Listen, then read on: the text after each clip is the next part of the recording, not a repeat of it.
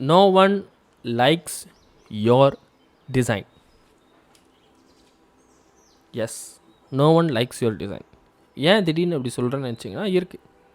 இந்த வீடியோ ஃபுல்லாக பாருங்கள், புரியும். நீங்கள் எப்பயாவது நினச்சிட்டுண்டா ஏஆர் ரகுமான் பாட்டெல்லாம் நம்ம கேட்கும் போது ஸ்டார்டிங்கில் நல்லாவே இருக்காது. ஆனால் போ வேலை ஆமாம் இந்த பாட்டு ஏதோ ஒன்று நல்லா இருக்குது அப்படி சொல்லி தோணிகிட்டே இருக்கும். திடீர்னு செம்ம ஹிட்டாக நமக்கே அது கேட்டுகிட்டே இருப்போம். புரியுதுங்களா? It's because he is adding a new stuff, அதாவது புது instruments, some kind of new that no one ever does. College டைமில் அந்த எனக்கு ஃபேஷன் ரிலேட்டட் ரொம்ப பிடிக்கும். ஃபேஷன் ட்ரெஸ்ஸஸ்லாம் பார்த்தீங்கன்னா ஒரு மாதிரி வியர்டாக இருக்கும். சில பேருக்கு அது பிடிக்காது, என்னடா இது அப்படின்ற மாதிரி இருக்கும். சில பேருக்கு எனக்கு பிடிக்கும் பர்சனலாக. It's because they are adding something new that no one ever does. Okay, யாரும் பார்க்காததை பண்ணுறது பேர் ஒரு நியூன்னு சொல்லலாம். New, something new. ஸோ ஒரு பையன் என்ன பண்ணான்னா புதுசாக வீடு வாங்கினானா. ஏன்னா அவங்க அப்பா அம்மா ரொம்ப வயசு அதிகமாகிடுச்சு, சீக்கிரமாக வீடு வாங்கணும்னு சொல்லிட்டு வாங்கிட்டான். அவன் ஒரு டிசைன் ஃபீல்டில் தான் இருக்கான், கிராஃபிக் டிசைனர் அந்த ஃபீல்டில் தான் இருக்கான். எப்போவுமே அவன் டிசைன் பண்ணும் போது அவன் யோசிச்சுட்டே இருப்பான், எப்படி இந்த லோனை கட்டுறது, சீக்கிரமாக எப்படியாவது இது முன்னேறிடணும் அப்படின்னு சொல்லிட்டு அவனுக்கு ஒரு எண்ணம். என்ன பண்ணுறது அப்படின்றது தான்.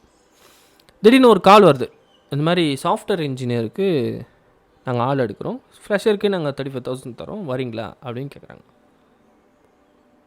அதே சமயத்தில் இவரோட டிசைன் ஸ்கில்ஸை பார்த்துட்டு இம்ப்ரெஸ் ஆன கிளைண்ட்ஸ் இன்னொரு ப்ராஜெக்ட் தரதுக்கு ரெடியாக இருக்காங்க.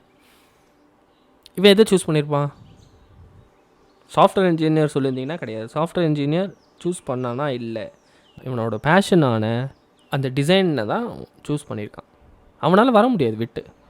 அதே மாதிரி அவனுக்கு பிடிக்காது ஒர்க்கு, அதாவது கோடிங் படிச்சுட்டு இடன் want to choose. Okay, so இவன் என்ன பண்ணுறான், தனியாக ஒரு ஃப்ரீலான்ஸ் பண்ணி காப்பாற்றிக்கிறான் அந்த வீட்டை. Okay, so no one likes your டிசைனுக்கும் இதுக்கும் என்ன சம்மந்தம்? இந்த டைட்டிலுக்கும் என்ன, இப்போ நான் சொன்ன கதைக்கும் என்ன சம்மந்தம்னா இருக்குது. ஒருத்தர் பார்த்த விஷயத்தே பார்க்குறாரு அப்படின்னா it won't make any sense.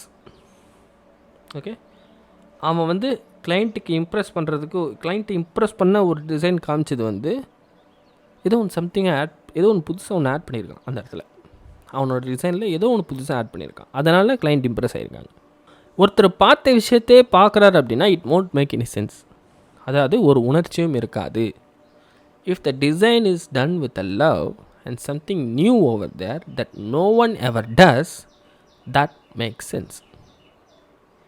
அதுக்குன்னு இருக்கிற ஆப்ஜெக்ட்ஸ், இருக்கிற அந்த ஷூ ட்ரெஸ் எல்லாம் நம்ம டிஃப்ரெண்ட்டாக ரெடி பண்ணோன்னா யூஸர் எக்ஸ்பீரியன்ஸ் போயிடும்.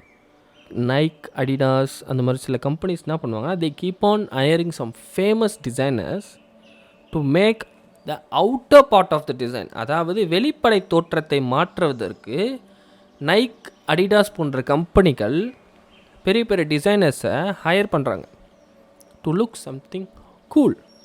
So if you want your design to be cool, you have to add something new. Okay, thank you.